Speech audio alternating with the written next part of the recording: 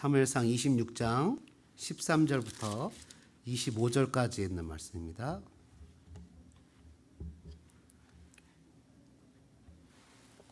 사무엘상 26장 13절부터 25절까지 함께 합독하겠습니다. 이에 다윗이 건너편으로 가서 멀리 산꼭대기에 서니 거리가 멀더라. 다윗이 백성과 넬의 아들 아브넬을 대하여 외쳐 이르되 아브넬아 너는 대답하지 아니하느냐 하니 아브넬이 대답하여 이르되 왕을 부르는 너는 누구냐 하더라. 다윗이 아브넬에게 이르되 네가 용사가 아니냐? 이스라엘 가운데 너 같은 자가 누구냐? 그러한데 내가 어찌하여 내 주왕을 보호하지 아니하느냐? 백성 가운데 한 사람이 내 주왕을 죽이려고 들어갔었느니라. 네가 행한 이 일이 옳지 못하도다. 여호와께서 살아계심을 두고 맹세하노니 여호와의 기름 부음 받은 너희 주를 보호하지 아니하였으니 너희는 마땅히 죽을 자이니라.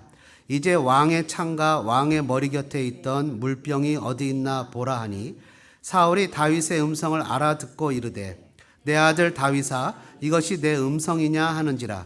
다윗이 이르되 내 주 왕이여 내 음성이니이다 하고 또 이르되 내 주는 어찌하여 주의 종을 쫓으시나이까? 내가 무엇을 하였으며 내 손에 무슨 악이 있나이까? 원하건대 내 주 왕은 이제 종의 말을 들으소서. 만일 왕을 충동시켜 나를 해하려 하는 이가 여호와시면 여호와께서는 재물을 받으시기를 원하나이다마는 만일 사람들이면 그들이 여호와 앞에 저주를 받으리니 이는 그들이 이르기를 너는 가서 다른 신들을 섬기라 하고 오늘 나를 쫓아내어 여호와의 기업에 참여하지 못하게 함이니이다. 그런즉 청하건대 여호와 앞에서 먼 이곳에서 이제 나의 피가 땅에 흐르지 말게 하옵소서. 이는 신에게서 매출하기 나와 같이 이스라엘 왕이 한 벼룩을 수색하러 나오셨음이니이다. 사울이 이르되 내가 범죄하였도다. 내 아들 다윗아 돌아오라. 네가 오늘 내 생명을 귀하게 여겼은즉 내가 다시는 너를 해하려 하지 아니하리라. 내가 어리석은 일을 하였으니 대단히 잘못되었도다 하는지라. 다윗이 대답하여 이르되 왕은 창을 보소서. 한 소년을 보내어 가져가게 하소서. 여호와께서 사람에게 그의 공의와 신실을 따라 갚으시리니 이는 여호와께서 오늘 왕을 내 손에 넘기셨으되 나는 손을 들어 여호와의 기름 부음을 받은 자 치기를 원하지 아니하였음이니이다. 오늘 왕의 생명을 내가 중히 여긴 것 같이 내 생명을 여호와께서 중히 여기셔서 모든 환난에서 나를 구하여 내시기를 바라나이다 하니라. 사울이 다윗에게 이르되 내 아들 다윗아 내게 복이 있을지로다. 내가 큰 일을 행하겠고 반드시 승리를 얻으리라 하니라. 다윗은 자기 길로 가고 사울은 자기 곳으로 돌아가니라. 아멘. 여러분 혹시 그 분노 조절 장애라는 말을 들어보신 적 있습니까? 뭔가 이렇게 이성적으로 자신의 이렇게 감정을 조절하지 못하는 게 분노 조절 장애입니다. 분노 조절 장애의 원인이 뭔가 살펴봤더니 과도한 스트레스가 또 분노 조절 장애의 원인이기도 합니다.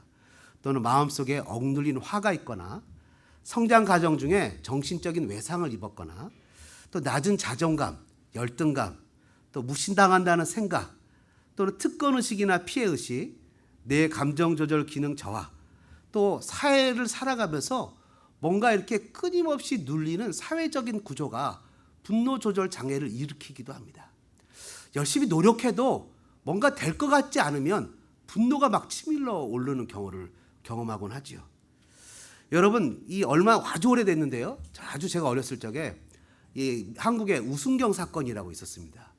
이 낮잠 자는데 파리가 얼굴에 이렇게 날아다니면서 낮잠을 깨웠다고 해서 총을 들고 나가 사람들을 쏴 죽인 사건이 있습니다. 대표적인 분노 조절 사건, 이해할 수 없는 일이죠. 재벌들의 갑질 사건, 물컵을 쏟는다든지 라면을 덜 끓여와서 무릎 꿇게 한다든지 또 자기의 감정을 하지 못해서 막 쫓아다니면서 재벌가 사모님이 막 이렇게 같이 일하는 직원들을 막 때린다든지 이런 것들이 다 분노 조절이 잘못된 겁니다. 장애입니다. 사회적 순환이 드러나지 못할 때 사람들이 이런 것들을 경험하고 합니다. 근데 살다 보니까 세상이 온통 분노 조절 장애에 걸린 사람들로 가득 채워진 것만 같습니다. 코로나19의 끝무렵을 달려가다 보니 모든 사람들이 자기의 감정을 바르게 배출하지 못하고 자기의 감정 속에 함몰돼서 어떤 소외감을 느끼거나 사회에 대한 적의에 가득 차서 총격 사건이 나거나 정말 조금만 옆을 돌아보면, 조금만 뒤를 돌아보면 힘들어하고 어려워하는 이웃들을 바라볼 수 있을 텐데, 힘들어하거나 어려워하는 이웃들을 바라보지 못한 채 너무 앞만 보고 달려가는, 그래서 상대적인 박탈감, 내가 가진 것도 많은데 많이 가진 사람에 비해서 내가 가진 것이 적다라는 생각 속에 빠져서 실수와 실패도 용납하지 못하고 좌절과 화로 반응하는 것을 보게 됩니다.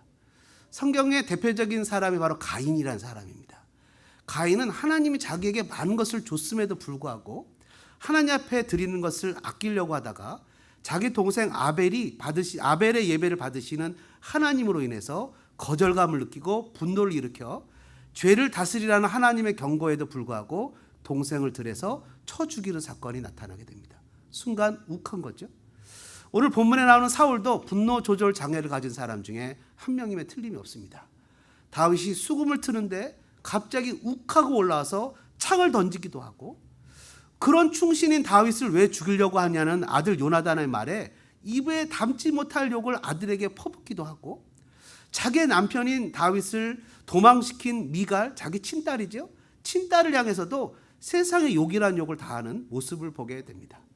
어떻게 보면 사울과 같이 세상은 온통 분노로 가득 차 있습니다.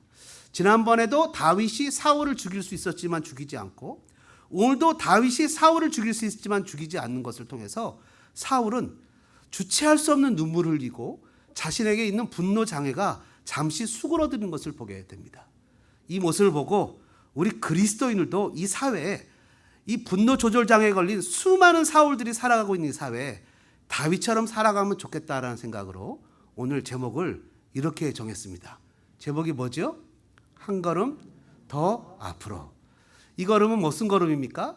조금 연약해져 있는 성도, 조금 아파 있는 사람, 조금 나보다 더 나아 보이지만 영적으로 힘들어하는 사람에게 한 걸음 더 앞으로 가면 좋겠다라는 의미가 있고요. 또 하나는 우리 하나님께 한 걸음 더 앞으로 가면 좋겠다라는 생각이 있습니다.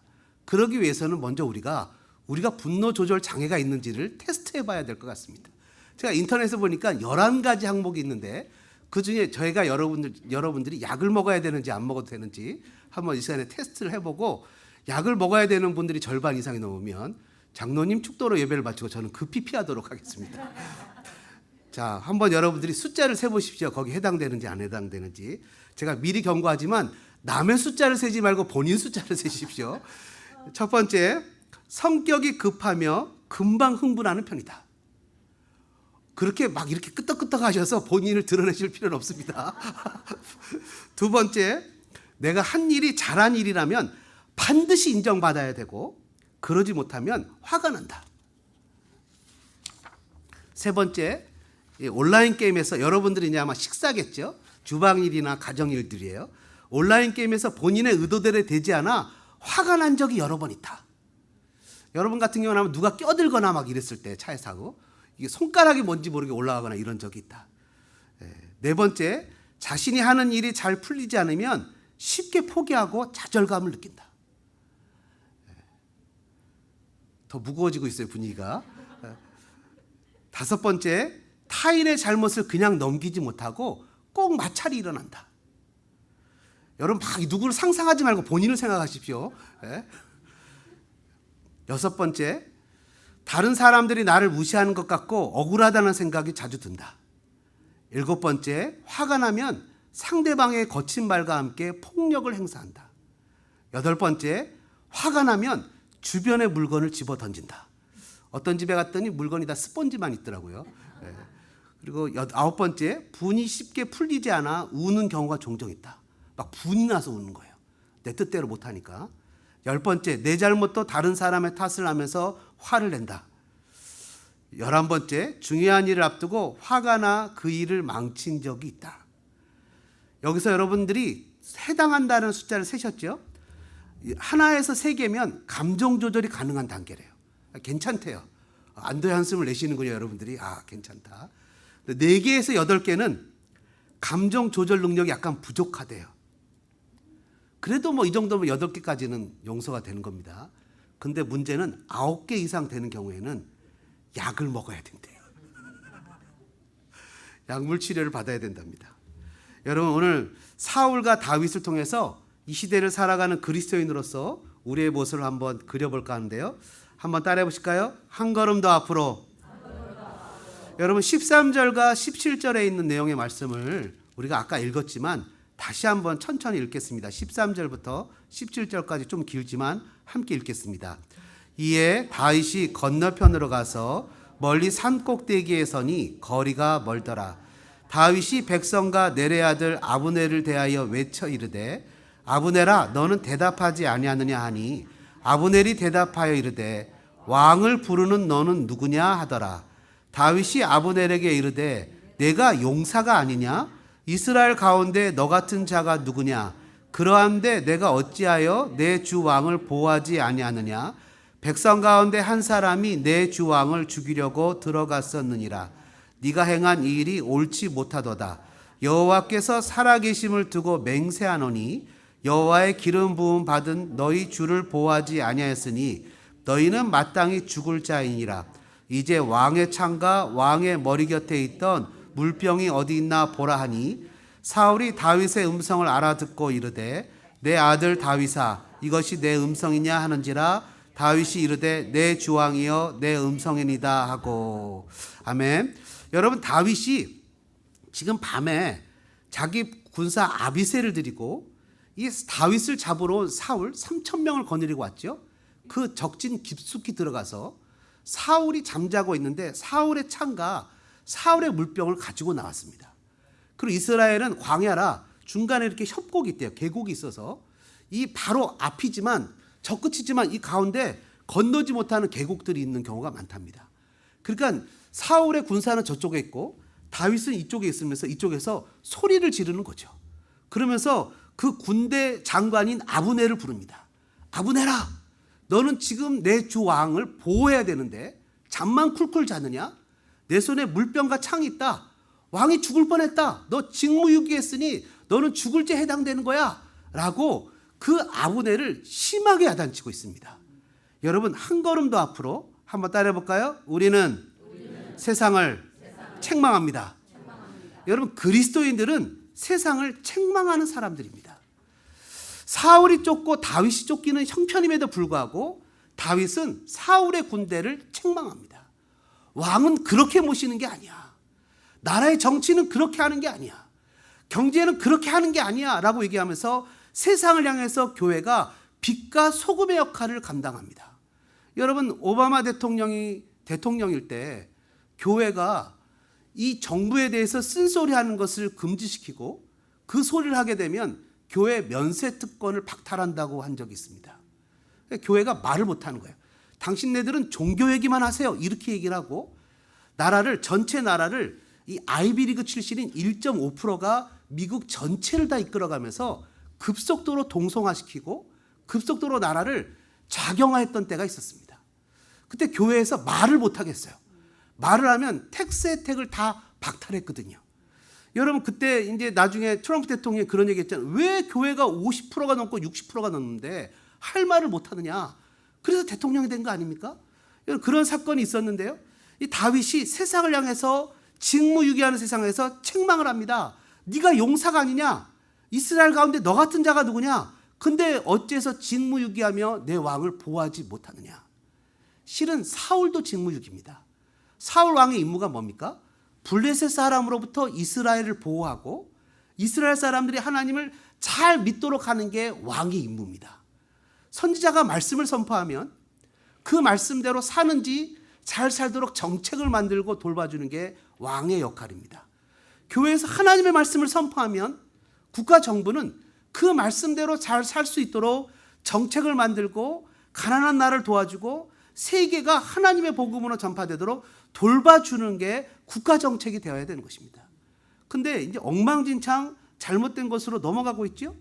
아브넬은 사울이 다윗을 추격하는 동안 자신의 임무를 다하지 않고 권세를 잡아 나중에 사울이 죽자 사울의 첩과 통간하고 사울의 아들을 왕으로 세워서 자기가 대리청정하려고 합니다. 나중에 다윗에게 항복투항했지만 다윗의 부하들에게 죽임을 당하게 되지요. 직무유기하는 모습을 보게 됩니다. 이것이 마찬가지예요. 세상에 대해서 정말 그 교회가 하는 얘기를 쓴소리를 들어야 되고 교회는 쓴소리를 할 줄 알아야 됩니다. 아까 제가 여기서 막 찬양했던 거 있죠. 여호와의 제단에 불을 내려주셔서, 여러분 아는 멜로디지만 처음 듣는 찬양이었잖아요. 이 찬양이 한국 우리 교단이 속한, 우리가 교회가 속한 교단에서 대각성 집회라는 주제곡입니다. 우리가 회개하자는 거예요. 우리가 회개하고 하나님 앞에 바로 쓰자는 거예요. 그러면서 큰 교회 목사님들이 정치권에 야합해서 국가조창 기도하면서 대통령 일 잘못해도 축복만 해주고 있지 말고 제대로 하자고 하면서 회개운동이 일어나는 주제가입니다. 주제가. 제가 그 기도에 한번 참석해서 이 찬양을 부르는데 얼마나 마음이 뜨거워지고 눈물이 나는지, 매주일 불러야 되겠다. 우리도 이렇게 좀 하나님 앞에 각성운동을 해야 되겠다. 갈멜산 제단 위에 불을 내리신 하나님의 그 기적이 분명 똑같은 하나님인데 지금도 그 역사가 나타나야 되겠다. 우리도 불 받아서 다 같이 이 세상을 능력 가운데 살아야 되겠다라는 생각 가운데 그 찬양을 불렀는데, 부르면서 제가 가끔 웃음이 났어요. 제가 몇 군데를 틀렸거든요. 근데 우리 성도들이 얼마나 은혜롭고 좋은 분들인지 같이 틀리더라고요. 그래서 야, 이 참 대단한 성도들이다. 목사가 틀리니까 같이 틀린다라는 생각도 했습니다. 여러분, 아브넬은 사울이 다윗을 추격하는 동안 자신의 임무를 하지 않고 권세를 살폈습니다.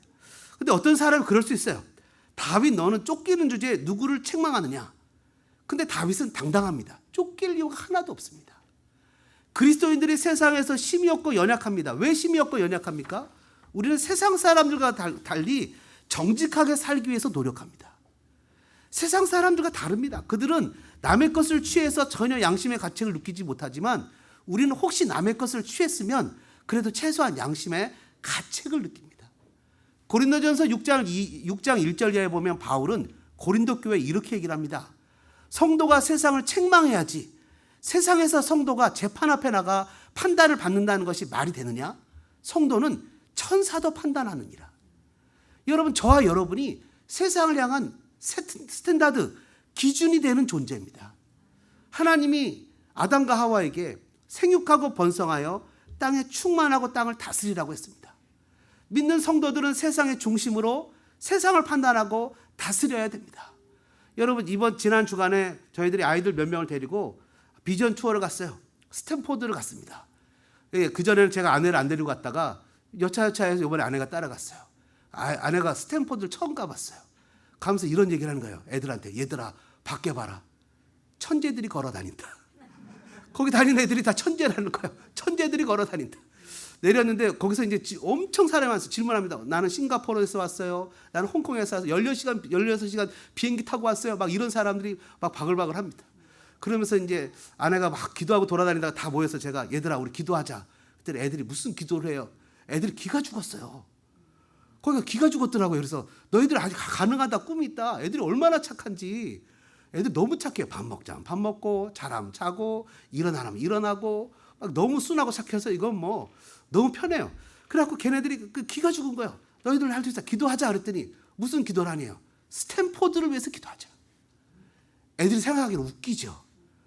이 천재들이 걸어다니는데 우리가 무슨 기도를, 우리는 하나님을 믿는 사람이니 우리가 여기를 위해서 기도하자. 여기 예수의 복음이 잘 나타내고 예수 믿는 사람이 많아지기 위해서 기도하자.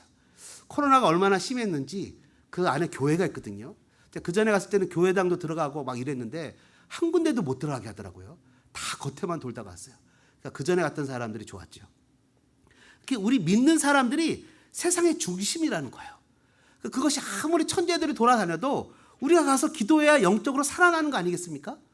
여러분, 버클리도 마찬가지고 다 마찬가지예요. 여러분, 아브라함이 자기 조카 롯이 떠난 다음에 하나님이 나타나셨어요. 아브라함아, 눈에 보이는 건 너한테 다 줄게. 그 후로 아브라함이 그곳의 영적 지주가 됐습니다. 왕이 됐어요. 그는 자기를 위해서, 와이프를 위해서 굴 하나 얻은 거 외에는 소유를 갖지 못했지만 소돔과 고모라에 대해서 하나님이 멸망시키겠다고 그 계획을 말씀하시자 소돔과 고모라를 향해서 중보기도를 했어요. 왜? 자기가 영적 왕이었기 때문이에요. 그래서 여러분, 자기 조카 롯만 구할 것 같으면 자기 조카 롯만을 위해서 기도했을 텐데 하나님은 공의로우신 분이 의인과 악인을 같이 멸하십니까? 라고 얘기를 하면서 그 땅을 멸하는 것에 대해서 아브라함이 중보했어요. 여러분, 우리도 그런 모습의 삶을 살아가야 되지 않겠느냐 하는 겁니다. 다윗을 향해서 사울이 그냥 직무유기에 대해서 책망했던 것처럼 우리도 그런 모습의 삶이 이 세상에서 가져야 되지 않겠습니까?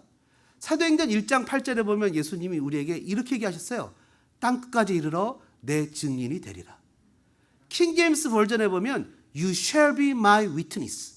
여러분 shall be 용법을 잘 아실 거예요. 한국에서 성문 기본 영어 공부하신 분들은 다 알아요. shall be는 화자, 스피커의 의지가 담겨 있는 거예요. 반드시 내가 너를 그렇게 만들 거야. You shall be my witness. 너를 내 증인으로 만들 거야. 여러분 우리는 하나님의 예수 그리스도의 목적 가운데 이 세상의 증인들이에요. 무엇이 옳은지 무엇이 잘못됐는지 세상을 정죄할 수 있는 위치에 저와 여러분을 예수님이 세우실 거라는 거죠. 저와 여러분의 아름다운 이 사명을 잘 깨닫는 복된 성도들 되시기를 주님의 이름으로 축복합니다. 한 걸음 더 두 번째는요. 17절부터 20절까지의 내용을 보면 이런 말씀이 나와 있어요. 이 18절부터 한번 20절까지 같이 한번 읽어볼까요? 18절부터 20절입니다. 또 이르되 내 주는 어찌하여 주의 종을 쫓으시나이까? 내가 무엇을 하였으며 내 손에 무슨 악이 있나이까? 원하건대 내 주왕은 이제 종의 말을 들으소서. 만일 왕을 충동시켜 나를 해하려 하는 이가 여호와시면 여호와께서 제물 받으시기를 원하시나마는 만일 사람들이면 그들이 여호와 앞에 저주를 받으리니 이는 그들이 이르기를 너는 가서 다른 신들을 섬기라 하고 오늘 나를 쫓아내어 여호와의 기업에 참여하지 못하게 함이니이다. 그런즉 청하건대 여호와 앞에서 먼 이곳에서 이제 나의 피가 땅에 흐르지 말게 하옵소서. 이는 산에서 메추라기를 사냥하는 자와 같이 이스라엘 왕이 한 벼룩을 수색하러 나오셨음이니이다. 아멘. 지금 다윗이 사울을 책망하죠. 아니 도대체 왕의 직무를 하지 않고 이 산에 와서 벼룩이나 잡으러 다닌다는 게 말이 됩니까? 왕은 하나님의 대리자로 일을 하셔야죠 라고 얘기를 하고 있습니다. 그러면서 사울을 죽일 수 있는 첫 번째 기회가 있었는데요. 그때 다윗은 사울에게 24장 11절에 내 아버지여라고 불렀습니다. 근데 오늘 본문은 내 아들 다윗이냐 라는 말에 내 주 왕이여라고만 하지 내 아버지여라는 말을 안 합니다. 다윗이 오피셜리 퍼블릭하게 공적으로 대하는 거예요. 그전에는 왜 나를 쫓아옵니까? 라고 자기 장인인 사울에게 이 친근감을 다가갔다면 이제는 하나님의 사람으로 공적으로 대하는 거예요. 한번 따라해 볼까요? 한 걸음 더 앞으로 우리가 하나님의 공의입니다. 저와 여러분이 이 세상을 향해서 하나님의 공의입니다. righteousness. 여러분 그 다음 구절 21절부터 24절까지 조금 길지만 같이 다시 한번 읽겠습니다. 사울이 이르되 내가 범죄하였도다. 내 아들 다윗아 돌아오라. 네가 오늘 내 생명을 귀하게 여겼은즉 내가 다시는 너를 해하려 하지 아니하리라. 내가 어리석은 일을 하였으니 대단히 잘못되었도다 하는지라. 다윗이 대답하여 이르되 왕은 창을 보소서 한 소년을 보내어 가져가게 하소서. 여호와께서 사람에게 그의 공의와 신실을 따라 갚으시리니 이는 여호와께서 오늘 왕을 내 손에 넘기셨으되 나는 손을 들어 여호와의 기름 부음을 받은 자 치기를 원하지 아니하였음이니이다. 오늘 왕의 생명을 내가 중히 여긴 것 같이 내 생명을 여호와께서 중히 여기셔서 모든 환난에서 나를 구하여 내시기를 바라나이다 하니라. 아멘. 여러분 지금 다윗이 얘기한 내용 중에 정말 중요한 얘기를 합니다. 23절이에요. 23절에 다윗이 뭐라고 얘기를 합니까? 여호와께서 사람에게 그 공의와 신실을 따라 갚으시리니 The Lord rewards everyone for their righteousness and faithfulness. 그들의 공의와 신실함에 따라서 하나님께서는 그 모든 사람들에게 상을 주신다는 거예요. 여러분 구약 성경을 읽어보면 특히 선지서에 공의라는 단어가 정말 많이 나옵니다. 공의는 너무너무 중요한 단어예요. 한번 따라해 볼까요? 하나님의 공의. 저는 여러분들이 하나님의 공의가 되시기를 축복합니다. 공의는 두 가지 내용을 담고 있어요. 공의는 뭐냐 하면 첫 번째 그 의미가 공평하고 올바른 사회 질서입니다. 공평하고 올바른 사회 질서. 이게 공의예요. 근데 공평하고 올바른 사회 질서는 두 가지 측면이 있는데요. 첫 번째는 뭐냐면 이 두 가지 측면 중에 첫 번째는 부자는 강한 자는 약한 자를 돌봐주는 게 올바른 사회 질서예요. 그렇죠? 강한 자는 약한 자를 돌봐줘야 돼요. 두 번째, 하나님이 세우신 권위를 존중하는 게 하나님의 공의, 사회 질서예요. 그래서 공의는 올바르고 바른 사회 질서인데 반드시 이것의 스탠다드 기준은 하나님과의 관계가 기준이 돼야 됩니다. 하나님과의 관계성의 기준이 돼요. 저 사람이 엄청난 부자인데 영적으로 가난하면 가난한 거예요. 내가 영적으로 많이 가졌으면 거꾸로 내가 그를 돌봐줘야 되는 거예요. 근데 저 사람이 내가 얼마든지 해할 수 있는데 하나님이 세우신 사람이면 그 사람을 그냥 놔둬야 되는 게 공의라는 거예요. 그래서 이 기준이 사울과 다윗에게 적용됩니다. 사울은 왕이에요. 사울은 왕인데 왕은 당연히 다윗을 돌봐줘야 돼요. 근데 사울이 다윗을 죽이려고 그래요. 죄송합니다. 제가 아이들하고 같이 이 골든 게이트 브릿지 앞에 피어에 가서 자전거를 렌탈해 가지고 자전거를 타고 이렇게 건너갔는데 총 10마일입니다. 10마일 왕복이 10마일인데 이 10마일 건너가 맨 처음에 아이들이 10마일이라는 걸 알면 안 갔을 거예요. 근데 얘기를 안 하죠. 그리고 가면서 아이들을 이렇게 전기 자전거를 타려고 했는데 여차여차해서 못 타고 생으로 그냥 발로 밟는 걸 탔어요. 그래 아이들을 이끌고 갔는데 처음에 보통 1시간이면 가야 되는 거리를 2시간이 걸렸어요. 가다가 멈추고 이러는 거예요. 또 기다렸다가 달려서 가고 나중엔 안 되겠어 갖고 이제 뒤에서 소리 지르면서 갑니다. Go fast, do not stop. Go stop, do not stop. Go fast, don't stop. 30분 만에 왔습니다. 그때 찬바람을 너무 맞아갖고 목에 이제 감기기가 생긴 거예요. 그랬더니 엠버가 하는 말이 목사님 코로나 아니죠? 그래서 코로나 아니죠? 코로나면 빨리 얘기하세요. 그런데 코로나 아닌데 예 그렇게 얘기를 했는데요. 여러분 하나님의 공의라는 건 왕은 다윗을 돌봐야 되는 거예요. 이게 공의예요. 다윗은 기름 부음 받은 사울을 자기를 죽이려고 할지라도 죽이지 않는 게 공의예요. 근데 하나님이 2번이나 사울을 죽일 찬스를 줬단 말이에요. 근데 다윗은 죽일 수 있어요. 죽여도 하나님이 뭐라고 하지 않아요. 왜? 하나님이 줬으니까. 근데 다윗은 생각한 거예요. 한 걸음 더 앞으로 나가는 거예요. 아, 여기서 내가 줄 수 있지만 내가 죽일 수 있는 자유를 나를 위해서 사용하지 않고 하나님께 드린다면 하나님이 나를 더 기뻐하시겠지. 한 번이면요. 그냥 한 번이면 그럴 수 있어요. 누구나 실수할 수 있어요. 잘못 생각해서 얼떨결에 죽이지 않고 나올 수 있어요. 근데 2번이나 똑같은 기회를 줬다는 건 하나님이 확증한 거고 다윗도 2번이나 죽일 수 있는 기회가 있었지만 앞에 뭐라고 표현합니까? 앞에 부분에 보면 이렇게 표현합니다. 아비새가 다윗과 함께 사울 옆에 서서 이렇게 얘기해요. 왕이여 허락만 하시면 내가 2번도 필요 없습니다. 단번에 사울을 창으로 땅에 꼽겠습니다. 그때 다윗이 뭐라 그래요? 안 된다. 하나님께서 기름 부으신 바를 받은 자를 금하셨다. 죽일 수 있었어요. 심지어 자기가 죽이는 게 아니라 부하가 죽인다고 했어요. 근데 그 기회를 다윗은 하나님께 올려드리는 거예요. 로마서에 보니까 뭐라고 표현합니까? 우리의 몸을 죄 짓는 데 쓰지 말고 우리의 몸을 하나님 기뻐하시는 어떻게 해요? 제가 가야 되잖아요. 순위가 내가 낮은데 그 제가 쫓아가는 거예요. 애들 앉아서 먹고 있는 거예요. 이게 아닌데? 이게 아닌데? 속으로 그러면서 계속 구워줘야 되는 거예요. 이게 아닌데? 애들이 어렸을 때 애들이 큰 돌아가시는 우리 황 권사님 그런 얘기 하셨어요. 나는 20년도 안 키웠는데 난 그게 무슨 말인지 잘 몰랐어요. 20년도 안 키웠는데 나중에 보니까 애들이 엄마하고 떨어져 살았더라고요. 어렸을 적에 장례식 때 보니까. 근데 애들이 40년 동안 그 권사님을 카드도 드리고 어머니 쓰시고 싶은 대로 쓰세요. 카드도 드리고 막 뭐 돈도 이렇게 캐시로 드리고 자기는 20년도 안 돌봤는데 애들이 40년을 돌봐서 너무 마음이 미안하다는 거예요. 마음이. 그게 무슨 말인지 생각을 못했어요. 그러나 아이들이 어리면 돌봄을 받지만 신앙이 어리면 돌봄을 받지만 신앙이 크면 하나님이 기뻐하시는 것이 무엇인가를 고민하고 생각해서 하나님이 기뻐하시는 일을 하기 시작합니다. 다윗이 그랬다는 거예요.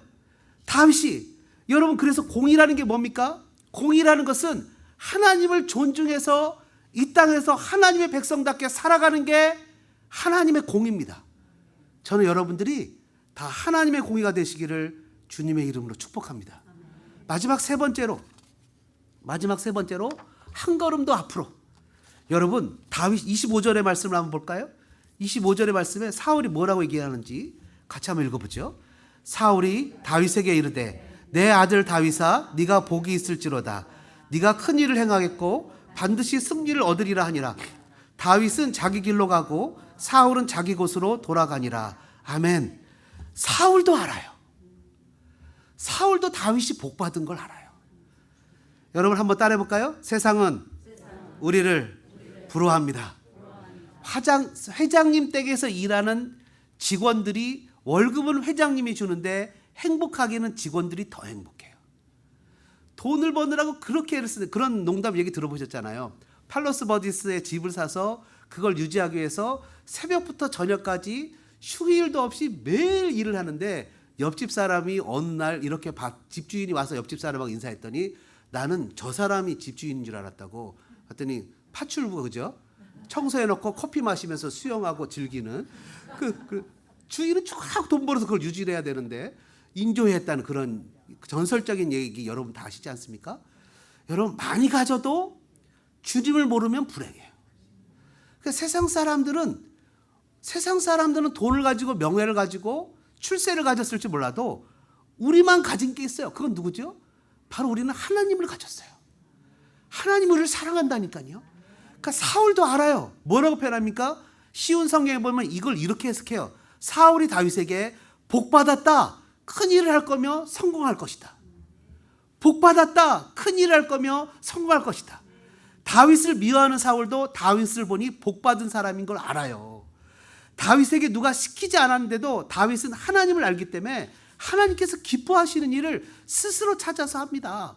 여러분, 그 고린도 교회가 은사가 충만한 교회였는데 이 싸움하고 다툼이 나니까 애기들이라고 표현하잖아요. 바울이. 너희는 애기라는 거예요. 은사가 아무리 충만해도 싸움하고 다툼하면 애기들이라는 거예요. 어느 날 여러분, 이스라엘 백성들이 출애굽하고 나서 광야를 막 지나가는데 모압 왕이 그걸 보니까 깜짝 놀랐어요. 어떻게 해야 될 줄 모르겠어요. 장정만 60만 명입니다. 그래갖고 모압 왕 발락이 박수무당 발람을 불러서 돈을 주고는 이 백성들을 저주하게 시켰어요. 3번이나 발람이 이스라엘을 쳐다보면서 저주가 아니라 축복을 하는 거예요. 그 뭐라고 표현하냐면 하나님이 축복하시는데 내가 어떻게 하겠냐는 거예요.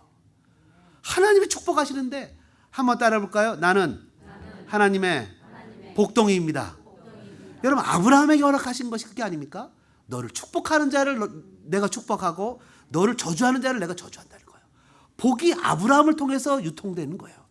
여러분, 그런데 이게 발람이 깨를 냅니다. 어떻게 깨를 내요? 스스로 죄짓도록 하는 거예요.